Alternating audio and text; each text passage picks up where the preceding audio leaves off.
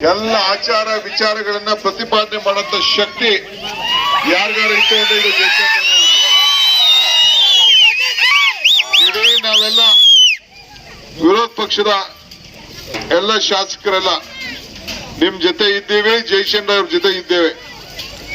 ನೀವು ಇವತ್ತು ಅವ್ರಿಗೆ ಆಶೀರ್ವಾದನ ಮಾಡಿ ಇಡೀ ರಾಷ್ಟ್ರಕ್ಕೆ ಒಂದು ದೊಡ್ಡ ಸಂದೇಶ ಕೊಡಬೇಕು. ಈಗ ಕೊರೋನಾ ಬಂತು, ಈಗ ಜಯಚಂದ್ರ ಇದ್ದಂತ ಸಂದರ್ಭದಲ್ಲಿ ಮಂತ್ರಿ ಆಗಿದ್ದಾಗ ಅಷ್ಟೋ ಇಷ್ಟೋ ಕೆರೆಗಳಿಗೆ ನೀರು ತುಂಬಿಸೋದು, ರಸ್ತೆಗಳು ಮಾಡ್ಕೊಡುವಂತದ್ದು ಎಲ್ಲ ಕೆಲಸ ಮಾಡಿದ್ದಾರೆ. ಈಗ 1 ವರ್ಷ ಆಯ್ತು, ಬಿಜೆಪಿ ಗವರ್ಮೆಂಟ್ ಬಂತು.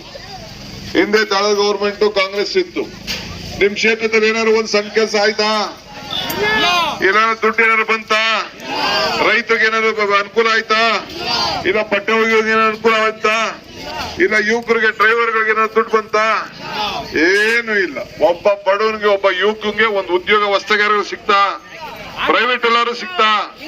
ಇನ್ ಯಾಕೆ ಅವ್ರಿಗೆ ಓಟ್ ಹಾಕಿರಿ? ಮುಂದಕ್ಕೆ ಏನಾದ್ರು ಶಕ್ತಿ ಇತ್ತು ಅಂದ್ರೆ ಕಾಂಗ್ರೆಸ್ ಪಕ್ಷ ಮಾತ್ರ. ದಯವಿಟ್ಟು ನಿಮ್ಮ ಹಸ್ತಕ್ಕೆ ತಾವು ಮತವನ್ನ ಕೊಟ್ಟು ಆಶೀರ್ವಾದ ಮಾಡಬೇಕು ಅಂತ ಹೇಳಿ ತಮ್ಮನ್ನು ಪ್ರಾರ್ಥನೆ ಮಾಡ್ಕೊಳ್ತೇನೆ. ಎಲ್ಲರಿಗೂ ನಮಸ್ಕಾರ.